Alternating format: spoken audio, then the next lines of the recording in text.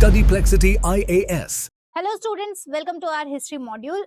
Today we are going to discuss the previous year questions related to Buddhism and Jainism topic. Buddhism and Jainism जो है हमने अपने previous classes में discuss किए हैं. ये जो दो टॉपिक्स हैं आपके यूपीएससी के सिलेबस को अगर देखो आप तो प्रीलिम्स में स्पेसिफिकली इन दो टॉपिक्स का काफी वेटेज दिखता है आपको. हर साल प्रीलिम्स में एक या दो क्वेश्चन आपको बुद्धिज्म या जैनिज्म से देखने को मिलता है. तो मतलब इस टॉपिक पे, इन दो टॉपिक्स पे जितना अच्छा आपका कमांड होगा, मार्क्स की प्रोबेबिलिटी उतनी ही ज्यादा होगी. But when it comes to mains exam, तो मेंस में आप देखोगे इतना ज्यादा इम्पैक्ट नहीं दिखेगा आपका बुद्धिज्म एंड जैनिज्म का ओवर द मेंस क्वेश्चंस. कुछ क्वेश्चंस आपको दिखेंगे. अगर आपका हिस्ट्री ऑप्शनल है तो you can definitely find one question from this topic. But अगर आप जीएस पेपर 1 की बात करते हो तो वहां पे आपको मोस्टली यहाँ के आर्ट से क्वेश्चन मिलेगा. जो पूछे गए क्वेश्चन है अबाउट स्तूपा आर्ट या फिर जो मोटिव्स पे क्वेश्चन मिलेंगे, तो बेसिकली जो क्वेश्चन मिलते हैं वो आर्ट स्पेसिफिक मिलेगा या फिर डायनेस्टी स्पेसिफिक मिलेगा आपको कि पाला डायनेस्टी ने बहुत कुछ किया है बुद्धिज्म के लिए, उसके बारे में आप डिस्कस करो. या फिर अशोका का भी कहीं ना कहीं एक आप देखोगे रिलेशनशिप विद बुद्धिज्म, उसको आप डिस्कस करने को क्वेश्चन आ सकता है, देख सकते हो. तो ये सारे जो है इस टाइप के आप क्वेश्चन मेंस में देखते हो. बट प्रीलिम्स के लिए ये टॉपिक काफी इंपॉर्टेंट है. तो आज हम कुछ क्वेश्चंस डिस्कस करेंगे लास्ट यू कैन से 10 इयर्स के 10 इयर्स, हाँ अराउंड 10 इयर्स के क्वेश्चन. उसमें से जितने भी बुद्धिज्म जैनिज्म के क्वेश्चन है, नॉट एग्जैक्टली कि 1 बाय 1 सारे क्वेश्चन, हाँ बट मोस्टली हम हर टाइप का क्वेश्चन कवर करेंगे यहाँ पे. तो स्टार्ट करते हैं from the very first question जो 2024 का क्वेश्चन है. 2024 में दो क्वेश्चन आए हैं आपके बुद्धिज्म एंड जैनिज्म से. दैट मींस आपके 4 मार्क्स तो यहीं पे हैं. अगर मैं क्वेश्चन देखूं तो पहला क्वेश्चन है, Sanghabhuti and Indian Buddhist monk who traveled to China at the end of 4th century AD was the author of commentary on. इसीलिए मैंने आपको जब बुद्धिज्म एंड जैनिज्म की क्लास करवाई है तो आपको लिटरेरी सोर्सेज भी लिखवाए थे, क्योंकि अब क्वेश्चन का पैटर्न देखो क्या है कि ये लिटरेरी सोर्सेज, ऑथर्स, बुक्स, इनके बारे में पूछ रहा है. तो अगर आप जानते हो अबाउट संघभूति, तो संघभूति ने जो बुक लिखी है कमेंट्री, मतलब एक कमेंट्री लिखी है, वो क्या है, उसका नाम है सर्वास्तिवदा विनया. यही संघभूति जो है वो क्या है, बुद्धिस्ट फिलोसोफर है, बुद्धिस्ट मॉन्क है. ये चाइना गए थे, वहां पे इन्होंने जो स्कूल ऑफ थॉट स्टार्ट किया था वो था आपका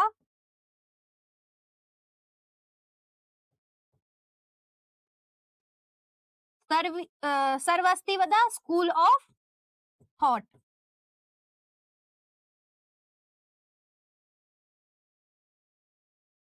तो इसका करेक्ट आंसर आपका सी ऑप्शन है. इनकी जो स्कूल ऑफ थॉट भी थी सेम ही नाम पे थी, यही कमेंट्री थी. अब आते हैं सेकंड क्वेश्चन पे. सेकंड क्वेश्चन ये भी 2024 का ही क्वेश्चन है आपका. Second question is also about Buddhism. ये क्वेश्चन आपके बुद्धिज्म से था, ये भी क्वेश्चन आपके बुद्धिज्म से है. With reference to ancient India, Gautam Buddha was generally known by which of the following epithets? Epithets मतलब क्या होता है कि और किस नाम से जाने जाते हैं. तो अगर हम बात करें पहले ऑप्शन की, पहला ऑप्शन है आपका नायापुता. नायापुता क्या गौतम बुद्धा का नाम था? आगे देखते हैं शाक्य मुनि. शाक्य मुनि हम किन्हें कहते हैं? गौतम बुद्धा को ही कहते हैं. बिकॉज क्यों? क्योंकि वो किस क्लैन से थे? साक्य क्लैन से थे. इनके जो फादर थे सुदोधन, वो क्या थे? चीफ ऑफ साक्य क्लैन थे, इसीलिए इनको शाक्य मुनि भी कहते हैं. इसी के साथ इनको तथागत भी कहते हैं, मतलब जिसका एंड या कम जो है वो कम और एंड कुछ भी कह लो आप, वो है पता नहीं चल रहा है. ठीक है, तो दैट मीन्स तथागत. और व्हाट अबाउट नायापुत्ता? नायापुत्ता जो है ये एपिथेलेट दिया गया है किनको? तो महावीर स्वामी को.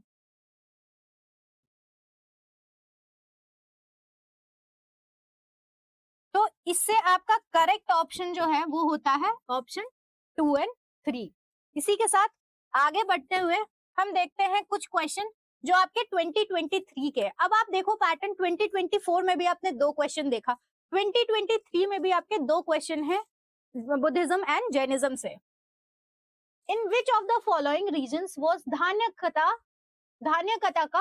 which flourished as a prominent Buddhist center under the Mahasangikas located. अब बात हो रही है महासंघिकास की. क्या है महासंघिका? जब आप फर्स्ट बुद्धिस्ट काउंसिल के बारे में पढ़ते हो,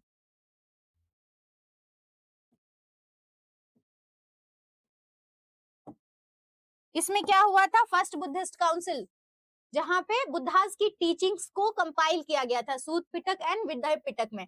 इसके बाद आप सेकेंड बुद्धिस्ट काउंसिल की जब बात करते हो,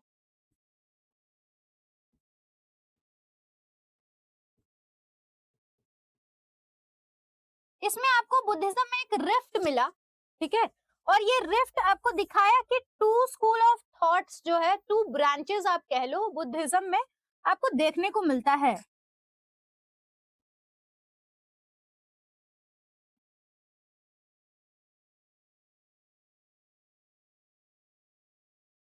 एक हो गया आपका स्थाविरवादिन्स एंड दूसरा है आपका महासंघिकास.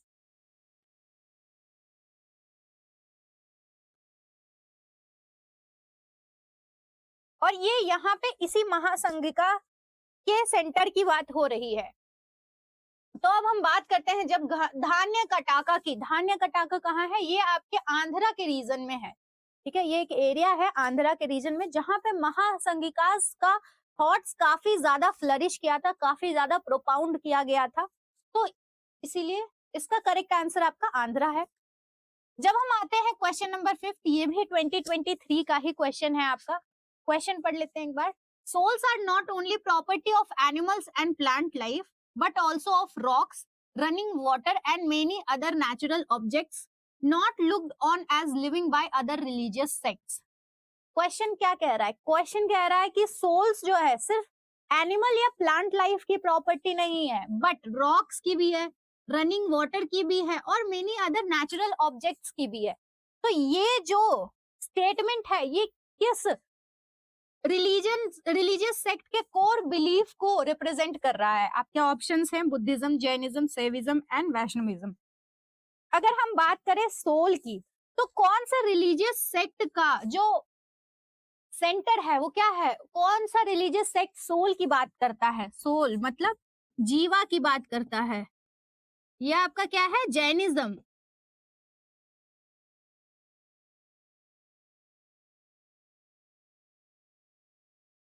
जैनिज्म की प्रिंसिपल्स क्या बोलती है कि every living being has soul. ठीक है, आपने पढ़ा था इसमें क्या? पाप पुण्य मनुष्य, है ना, उसके साथ प्लांट्स एंड एनिमल्स, उसी में निग्रोध, ये जो सबसे छोटे यूनिसेलुलर होते हैं वो सारे स्पीसीज, सब के पास जो क्या है? सोल होती है. तो इसका आंसर आपका क्या होगा? जैनिज्म. देखा जाए तो देखो काफी इजी क्वेश्चन है. अगर आपका कॉन्सेप्ट क्लियर है अबाउट बुद्धिज्म जैनिज्म कि हाँ क्या बात करता है बुद्धिज्म, क्या बात करता है जैनिज्म, तो आप इजीली बना लोगे ये क्वेश्चंस.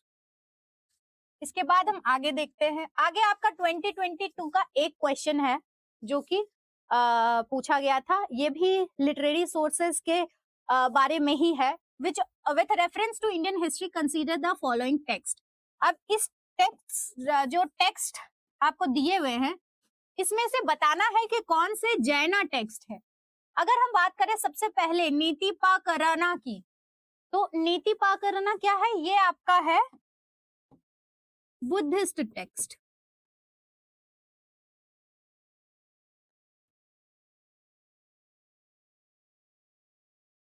इसके बाद अगर हम बात करें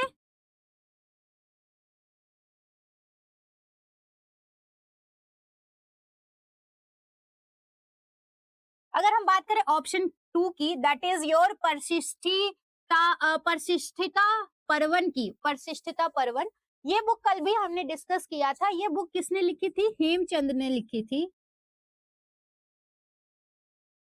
और ये जो बुक है आपकी, ये क्या है? जैना लिटरेचर है.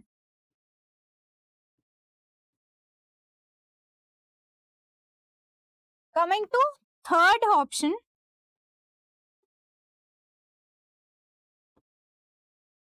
अवादना शतका. ठीक है, अवादना शतका या अवादना शतक, आप ये भी बोल सकते हो. तो ये भी एक बुद्धिस्ट टेक्स्ट है. अब ये जो टेक्स्ट है ये किस चीज के लिए है? ये बुद्धिस्ट टेक्स्ट जो है 100 लीजेंडरी ऑफ बुद्धिस्ट, 100 बुद्धिस्ट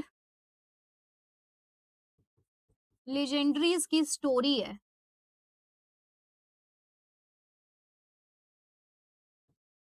नाम में ही देखो आप क्या है, शतका है, शतक शतका।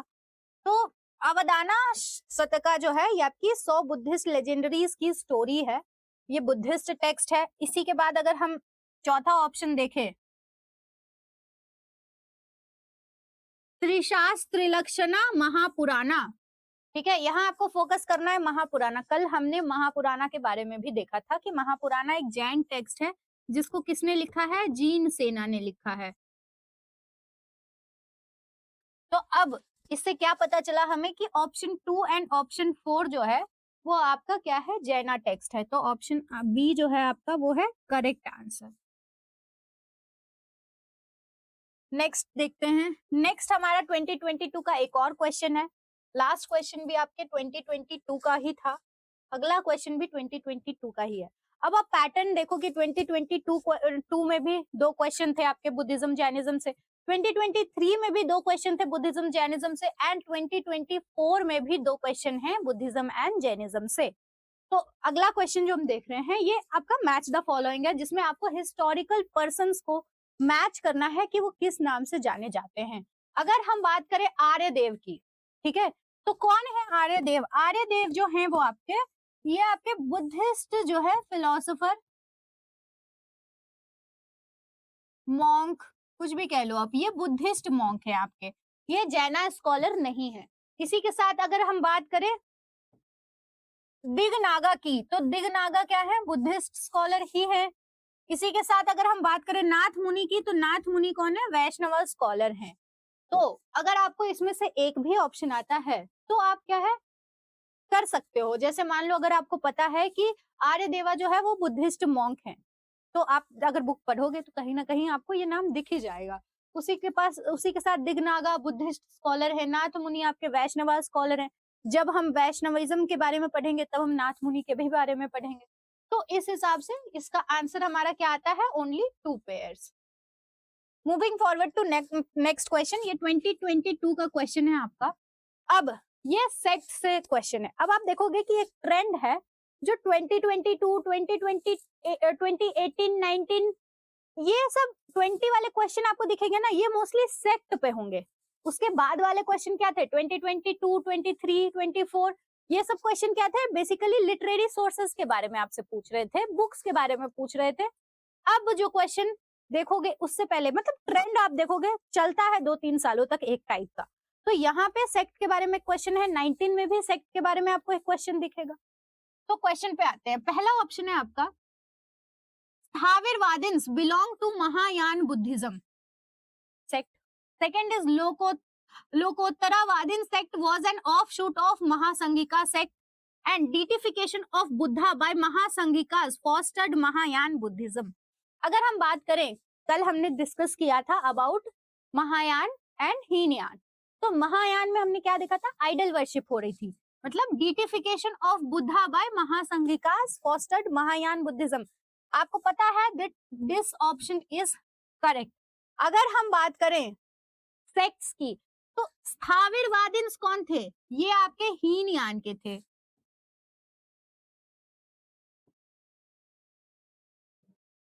ये क्या थे आपके? ये महायान बुद्धिज्म से नहीं बिलोंग करते थे, ये आपके एल्डर सेक्ट के थे जो नहीं बिलोंग कर रहे थे महायान बुद्धिज्म से। और दूसरा जो है ये आपका लोकोत्तरवादीन सेक्ट, ये आपका ऑफ शूट है महासंघिका सेक्ट का ही। तो इससे मतलब आपका सेकंड और थर्ड ऑप्शन सही है। इसी के साथ हम एक और बार जल्दी से सेक्ट रिवाइज कर लेते हैं, ठीक है। अगर हम बात करें सेक्ट्स की, तो सेकेंड बुद्धिस्ट काउंसिल में आपके 2 ब्रांचेस या 2 सब सेक्ट्स निकले थे बुद्धिज्म के। कौन थे? स्थाविरवादीन और महासंघिका। यहाँ पे जो आपके क्वेश्चन आपने देखा था, ये स्थाविरवादीन क्या था? स्थाविरवादीन एंड महासंघिका, ये 2 सब सेक्ट्स जो हैं ऑफ बुद्धिज्म,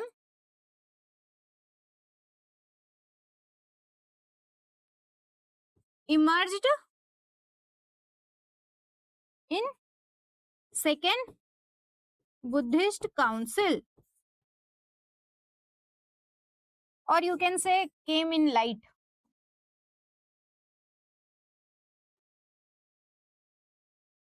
इमर्ज तो वो पहले ही हो गए होंगे ना। तो सेकेंड बुद्धिस्ट काउंसिल में हमने क्या देखा था कि दो ब्रांचेस देखने को मिले थे हमें, स्थाविरवादिन्स एंड महासंघिका। आपका एक हो गया Sthaviravadins and second is Mahasanghika. Second council के बाद ही हमें ये देखने को मिलता है। अगर हम कुछ इनके की फीचर्स देखें तो क्या है कि रियलिस्टिक फिलॉसफी थी स्थाविरवादिन्स की। वो क्या थे, रियलिटी पे स्टक थे कि जो चीजें बुद्धा की ओरिजिनल टीचिंग्स है उसको एज इट इज ही रखना है ना। और जो महासंघिकास थे, mind's original nature is pure but contaminated by passion. Buddhas are super mundane and transcendental थे, ये इनकी टीचिंग्स थी। अगर देखा जाए तो इन्होंने क्या किया कि इन्होंने देखा कि बुद्धा में जो है ना डिविनिटी है एंड एंथ्रोमॉर्फिक आर्ट है। इसी से इवॉल्व क्या हुआ है आपका महायान बुद्धिज्म, मतलब बुद्धा को एज अ गॉड देखना, बुद्धा को डीटी देख की तरह पूजना। तो ये आपके महासंघिका और स्थाविरवादिन हो गए। अब इसी के काफी ऑफशूट्स आपको देखने को मिलेंगे। अगर बात करें हम लोकोत्तरवादीन की, तो लोकोत्तरवादीन क्या है, महासंघिका का ही एक और ऑफसेट है। अगर इसी के साथ अगर बात करें एकव व्यवहारिका की, वो भी महासंघिका का ऑफसेट है। कौकुतिका की, तो वो भी महासंघिका का ही ऑफसेट है। बट ये तीन आपके महासंघिका के ऑफसेट हो गए, लेकिन रेस्ट जो है वो क्या है, स्थाविरवदा के ऑफसेट्स हैं। जैसे सर्वस्तिवदा, जैसे पुद्गलावदा, धर्मगुप्ता का, ये सब क्या है आपके स्थाविरवदा के सेक्ट है। एक बार आप इनको बस देख लो, इसमें ज्यादा डीप जाने की जरूरत नहीं है बिकॉज यूपीएससी कभी भी इतना डीप क्वेश्चन नहीं पूछती। बट हाँ, स्टिल आपको ये नाम पता होना चाहिए कि हाँ कौन सा ऑफशूट किसके अंडर आता है, स्थाविरवदा के अंदर कौन सा आता है, महासंघिका के अंदर कौन सा आता है। तो एक बार आप नाम देख लो, वही काफी होगा। अब 2018 का एक क्वेश्चन है। सी आई टोल्ड यू कि ये वाला जो पीरियड चल रहा है ना 2020 से लेके 18-17 तक, इस पीरियड में जो क्वेश्चन आए हैं ना वो मेजरली सेक्ट से क्वेश्चन आए हैं। तो आप देखो यहाँ पे क्या है, with reference to religious practice in India the Sthanakvasi sect belong to. अब स्थानकवासी सेक्ट किससे बिलोंग करते थे बताओ। अगर आपको याद हो तो हमने जैनिज्म में क्या पढ़ा था, दो सेक्ट्स पढ़े थे, श्वेतांबर एंड दिगंबर।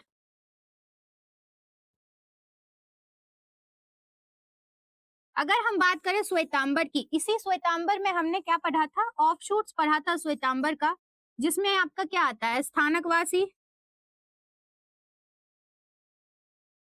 इसी के साथ Terapanthi.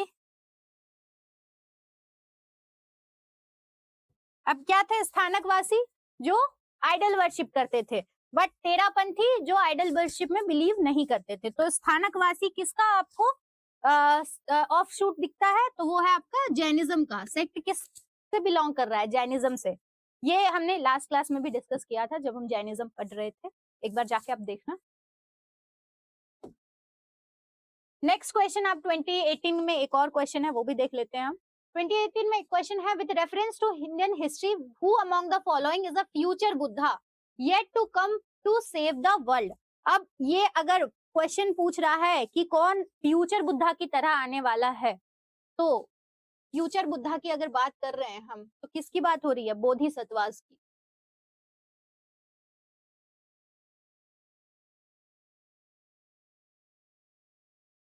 We have learned about bodhisattvas कि बोधिसत्वास कौन होते थे, वैसे लोग जिन्होंने बहुत करीब तपस्या की, जिन्होंने लाइक अपना इनलाइटमेंट का जो पाथ था या इनलाइटमेंट का जो प्रोसेस था उसको डिले कर दिया या पाथ को छोड़ दिया, किस लिए, ताकि वो दूसरों को रास्ता दिखा सके इनलाइटमेंट के लिए। तो वो क्या कहलाते थे, वही कहलाते थे बोधिसत्वा। इसी में आपके 8 बोधिसत्वास थे, ठीक है। लेकिन फ्यूचर बुद्धा हम किसको कहते हैं, तो हम कहते हैं मैत्रेय को फ्यूचर बुद्धा। अगर बात करें बाकी सारे ऑप्शन की, अवलोकितेश्वरा, ये कौन थे, बुद्धा ऑफ कंपैशन थे।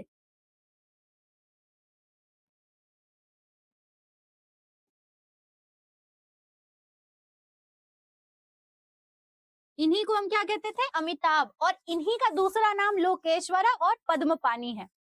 तो इसमें कंफ्यूजन की बात नहीं है, अगर आप जानते होगे तो अवलोकितेश्वरा, लोकेश्वरा एंड पद्मपानी, ये तीनों इनके ही नाम हैं।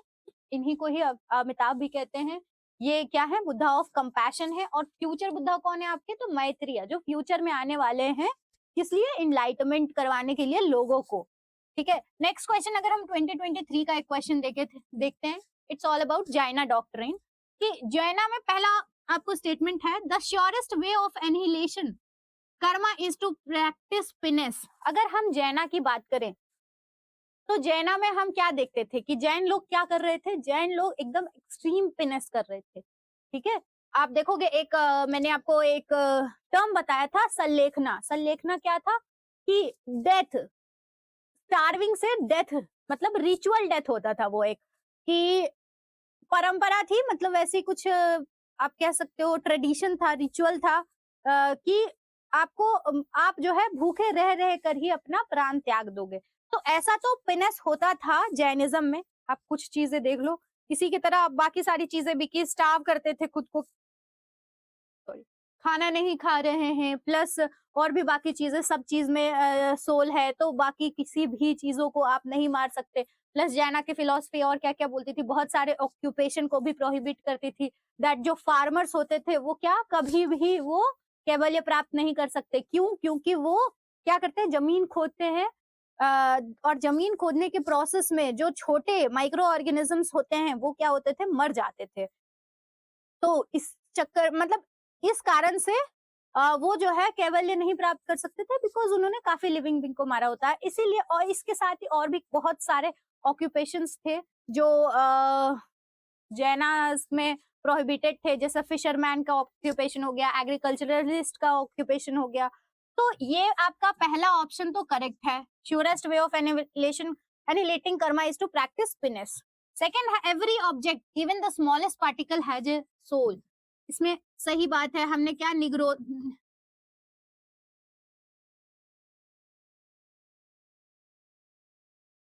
इसमें हमने निग्रोध के बारे में पढ़ा था। सबसे पहले हमने क्या बोला था कि प्लांट्स और एनिमल्स जो होते हैं,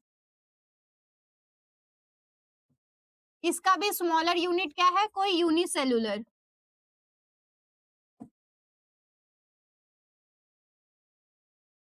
और इससे भी स्मॉलर यूनिट क्या है, कि जो सिर्फ सेंसिटिव टू टच होते हैं, एक ही सेंस इनका काम करता है। यहाँ पे एक सेल वाले, यहाँ पे एक सेंस वाले, ये स्मॉलेस्ट जो है आपका यूनिट है ऑफ लाइफ, और इनके पास भी सोल होता है। तभी आप देखोगे जैनिज्म में क्या होता है, मुंह कवर करके रखते हैं, एक झाड़ू हमेशा अपने साथ रखते हैं, ताकि वो कहीं भी बैठे तो झाड़ कर बैठे, कि उससे कोई भी माइक्रो ऑर्गेनिज्म जो है वो अफेक्ट ना हो। तो ये भी आपका करेक्ट ऑप्शन है। Karma is the bane of the soul and must be ended, ये भी सही बात है। ठीक है, तो इसके आपके तीनों ही ऑप्शन जो है करेक्ट हो गए। तो अब देखो 2013 का ये क्वेश्चन था, बेसिक क्वेश्चन था, जैना प्रिंसिपल्स या जैना डॉक्ट्रिन्स पे ये क्वेश्चन था। इसके बाद अगेन एक 2019 का क्वेश्चन है, कंसीडर द फॉलोइंग, जो महायान बुद्धिज्म के फीचर्स के बारे में है। अगर पहला स्टेटमेंट देखें तो डिटिफिकेशन ऑफ बुद्धा, महायान में हमने क्या देखा था, बुद्धिज्म के दो सेक्ट हमने देखे थे,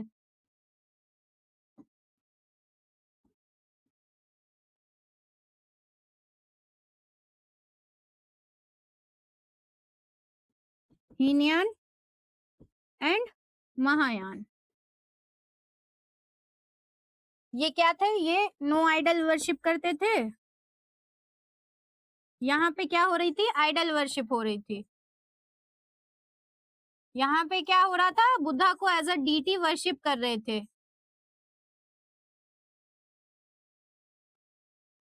ये stick to original,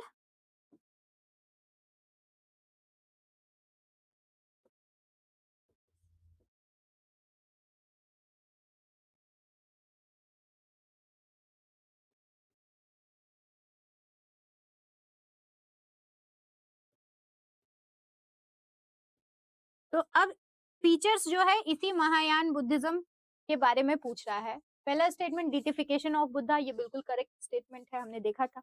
then trending the path of Bodhisattva, हमने बोधिसत्वा का कॉन्सेप्ट कहाँ देखा था, वो भी हमने महायान बुद्धिज्म में ही देखा था। इमेज वर्शिप एंड रिचुअल्स, ये भी सही है कि विद टाइम जो है क्या हुआ था कि महायान बुद्धिज्म में भी आप देखोगे कि रिचुअल्स आने लगे थे, इमेज वर्शिप या आइडल वर्शिप होने लगा था। तो इसका तीनों ही ऑप्शन करेक्ट है। अगर हम बात करें एक क्वेश्चन की, that is some Buddhist rock cut caves called chaityas while other called viharas. अब ये दो चीजों के बारे में बात कर रहा है, एक आपका चैत्यास एंड दूसरा जो है विहारास के बारे में बात कर रहा है। तो अब सबसे पहले ये हम डिटेल में आर्ट एंड कल्चर में भी डिस्कस करेंगे, बट यहाँ भी एक क्विक ब्रीफिंग देख लेते हैं कि चैत्या और विहारा क्या होता है। सी, चैत्या जो है वो बुद्धिस्ट का ऐसा प्लेस होता था जहाँ पे वो क्या करते थे, पूजा पाठ करते थे, जहाँ पे वो वर्शिप करते थे, मेडिटेशन करते थे। ठीक है, जैसे हिंदूज के लिए क्या टेम्पल्स होते हैं, मुस्लिम्स के लिए मॉस्क होते हैं, वैसे ही चैत्यास क्या होते थे, एक मेडिटेशन का सेंटर हो गया आप कह लो, बुद्धिस्ट टेम्पल कह लो उसको। और विहारास क्या होते थे, जहां पे मॉन्क्स एंड नन्स रहते थे। ठीक है, रेसाइडिंग प्लेस जो होता था वो विहारास होता था। एक लुक देखो इसका, अगर हम बात करें तो ये आपका चैत्यास का सेक्शन है। ठीक है, चैत्यास क्या है, ये जनरली जो है इसमें वर्शिप की चीजें रखी जाती थी, जैसे कि आपके स्तूपास हो गए, बोधि ट्री, बोधि इमेज, बोधि बुद्धा का इमेज, बोधिसत्वास। तो ये आपका चैत्या का फिगर है। इसमें आप देखोगे कि एक हॉल टाइप का आपको दिखेगा। ठीक है, और ये सेमी सिलिंड्रिकल रहेगा। इसी में एक यहाँ पे अगर आप देखो तो ये क्या है, ये स्तूपा है। यहाँ पे स्तूपा क्या होता है, जो बुद्धा के रेलिक्स हैं वो रखे गए थे कहाँ पे, अलग अलग जगहों पे, और वहां पे वो स्तूपा बना दिया गया था। तो यहाँ पे एक स्तूपा दिखेगा आपको, और स्तूपा के साथ ही सेमी सिलिंड्रिकल हॉल दिखेगा आपको। बैग आपको इसका एक एलिफेंट के तरह दिखेगा। ठीक है, और इसमें मतलब आपको एक प्रदक्षिणा पथ भी दिखेगा चलने के लिए।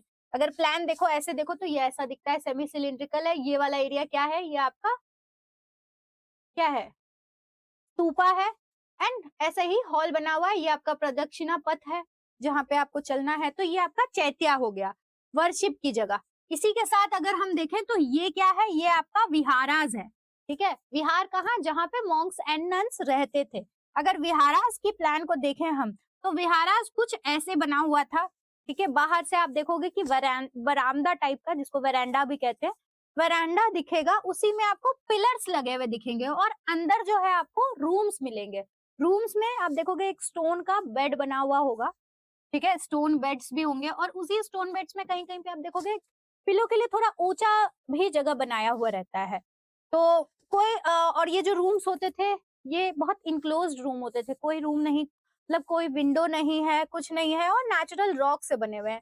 तो ये आपका प्लान था विहारास का। तो यही डिफरेंस है चैत्या और विहारा में, कि चैत्या में वर्शिप किया जाता था एंड विहारा में रिसाइड करते थे, रखे जाते थे मॉन्क्स एंड नन्स को। तो अब स्टेटमेंट पे वापस आते हैं हम।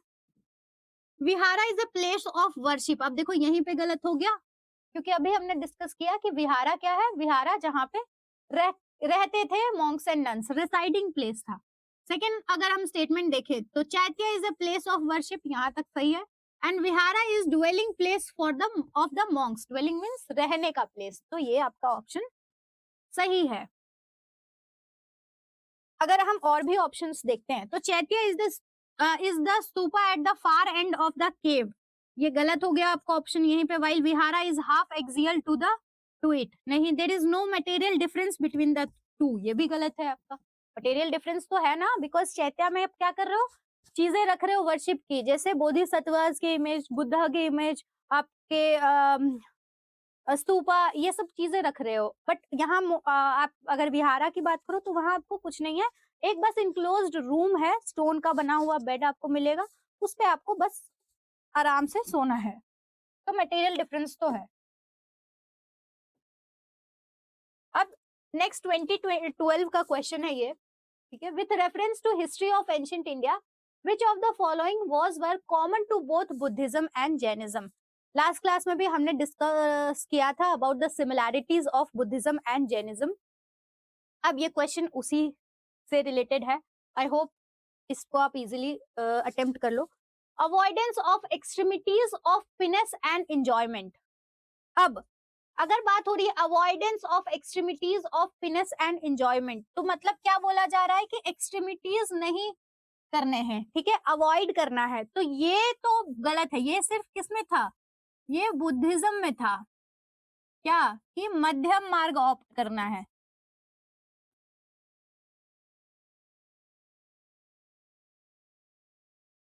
नीदर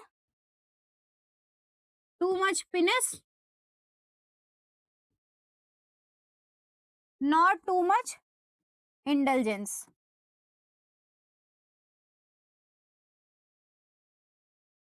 बट यही अगर हम बात करें जैनिज्म की, तो जैनिज्म में क्या था, एक्सट्रीम फिनेस, घोर तपस्या करनी पड़ती थी आपको। लेकिन बुद्धिज्म में हम क्या कर रहे थे, मध्यम मार्ग फॉलो कर रहे थे। तो ये आपका पहला ऑप्शन तो इनकरेक्ट है, बिकॉज कॉमन पूछ रहा है कि इन दोनों में क्या है, ये चीजें कॉमन नहीं है। सेकंड स्टेटमेंट है indifference to the authority of Vedas, तो ये आपका एक करेक्ट ऑप्शन है, बिकॉज दोनों ही जो रिलीजन्स हैं, बुद्धिज्म एंड जैनिज्म, ये क्या कर रहे थे, वेदास को डिनाई कर रहे थे, ठीक है, अथॉरिटी ऑफ वेदास को डिनाई कर दिया था इन्होंने। इसके बाद है denial of efficacy of rituals. अब देखोगे तो रिचुअल्स भी आपको दोनों ही रिलीजन में नहीं देखने को मिलता है, बट विथ टाइम इवोल्यूशन हुआ, टाइम पास बाय हुआ, बहुत ज्यादा साल बीत गए, तब धीरे धीरे आप देखोगे कि लाइक थोड़ा जो है रिचुअल आने लगेंगे, कोमोडिफिकेशन होने लगेगी, थोड़ा इंडल्जेंसेस बढ़ जाएगा, करप्ट प्रैक्टिसेस बढ़ जाएंगे आपको इन दोनों रिलीजन में भी।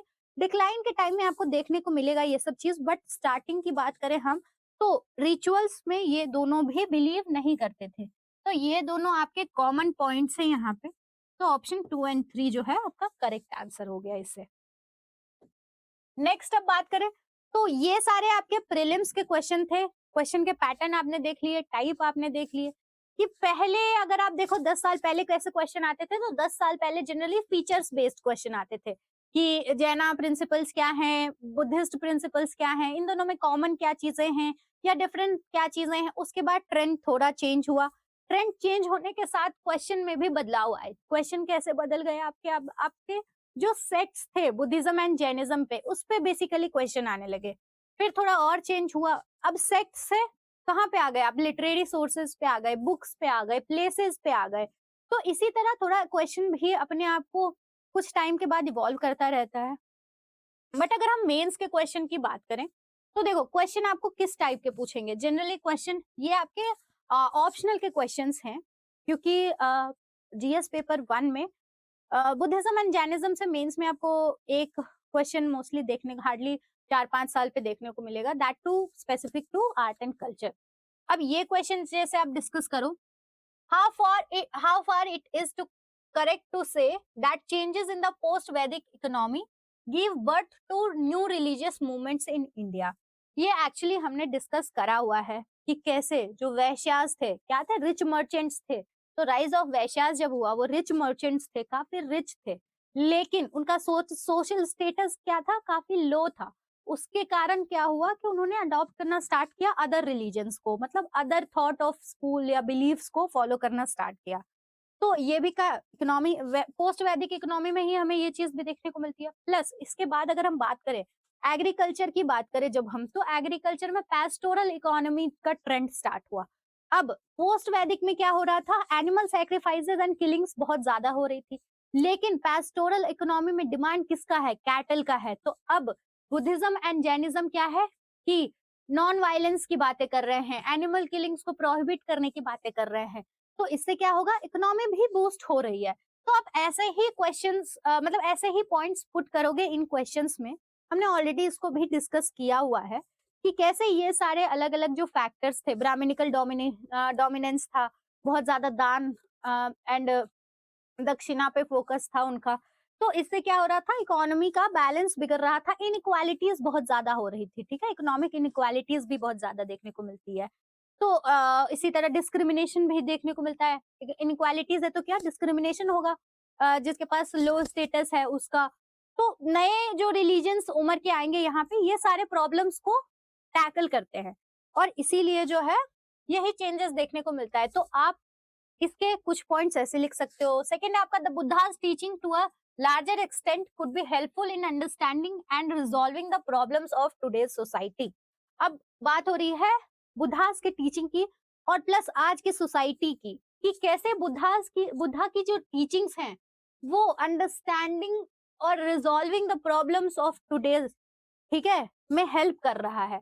तो अब टीचिंग्स में आप क्या, टीचिंग्स की जब हम बात कर रहे हैं तो हम 8 फोल्ड पाथ में right speech, right livelihood, right thoughtfulness, इन सब चीजों को ही कंसीडर करेंगे। इसी के साथ अहिंसा की बात करेंगे हम, इसी के साथ हम क्या अस्तेय, अपरिग्रह, इन सब की बात करेंगे कि हाँ ठीक है, नॉन स्टीलिंग होना चाहिए। आजकल आप देखोगे कि बहुत सारे लोग क्या करते हैं, एक्यूमुलेशन पे ज्यादा फोकस करते हैं, वेल्थ एक्यूमुलेशन पे, लेकिन बुद्धा की टीचिंग्स क्या कहती है कि वेल्थ को एक्यूमुलेट नहीं करना है, मटेरियल चीजों को एक्यूमुलेट नहीं करना है। और वेल्थ एक्यूमुलेशन से क्या हो रहा है कि इनकम इनइक्वालिटीज देखो आप बहुत ज्यादा डिफरेंट है, मतलब बहुत ज्यादा वाइड है इनकम इनइक्वालिटीज, इकोनॉमिक इनइक्वालिटीज बहुत ज्यादा वाइड है। तो ये सब आजकल के जो प्रॉब्लम्स हैं इनको कैसे अंडरस्टैंड करके रिजॉल्व किया जा सकता है बुद्धास की टीचिंग्स के थ्रू, ये आंसर उसके रिगार्ड में है। तीसरा है assess the importance of Jaina tenets and their relevance to humanities. तो आपके जैन्स के जो भी आपने प्रिंसिपल्स, कोर टेनेट्स या कोर प्रिंसिपल्स पढ़े हैं उसके बारे में ही है कि कैसे वो ह्यूमैनिटी को बचा रहा है। अगर अहिंसा की बात करें तो अहिंसा कैसे बचा रहा है ना। तो इसी तरह ये 3 क्वेश्चन आप खुद से ही लिखने की कोशिश करना, ठीक है, बिकॉज विथ प्रैक्टिस जो है कहते हैं ना कि practice makes a man perfect. तो जितना आप प्रैक्टिस करोगे आंसर राइटिंग की उतना ही अच्छा होगा, उतना ही अंडरस्टैंडिंग बनेगा उस टॉपिक पे, एंड उतना ही ज्यादा जो है आप आदी हो जाओगे लिखने के, आंसर्स लिखने के, क्योंकि आपको 8 मिनट्स, अराउंड 8 मिनट्स मिलेंगे एक आंसर लिखने के लिए। तो उस टाइम पे जब आप लिख रहे होते ना तो उतने थॉट्स नहीं आ पाते हो, बट यही जो आप प्रैक्टिस करके रखोगे तो उसके बाद आप देखोगे कि आपके पास आंसर लिखना भी आपके लिए काफी इजी हो जाएगा। तो प्रैक्टिस इसीलिए करते रहो। नेक्स्ट क्लास में will read about Mauryan dynasty, ठीक है, ओके, थैंक यू।